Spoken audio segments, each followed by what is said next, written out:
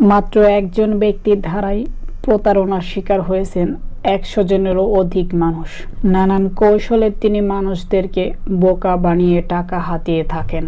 এই বিষয়টা বিস্তারিত প্রতিবেদনে তুলে ধরেছেন এসকে আকাশ। তদন্ত ভিত্তিতে জানা গিয়েছে তিনি পেশায় কর্মজীবী, বাড়ি খুলনা। তিনি মানুষকে নানানভাবে কথা বলে মন জয় করে বিশ্বস্ত হয়ে ঠকিয়ে টাকা হাতিয়ে থাকেন। জানা গিয়েছে তিনি ইন্টিগ্রা প্যারাফেলেন্স বাংলাদেশ লিমিটেড একটা ফ্যাক্টরিতে জব করতেন। সেখানে তিনি ছিলেন জুনিয়র সুপারভাইজার।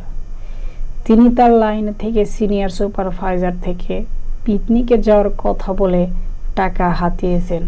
শুধু তাই নয়, তিনি তার রুমমেটের ডেবিট কার্ড থেকে টাকা হাতিয়ে নিয়েছেন 1 লক্ষ। এ প্রসঙ্গে আরও জানা গিয়েছে তিনি তার অফিসের ভিতরে অপরাধ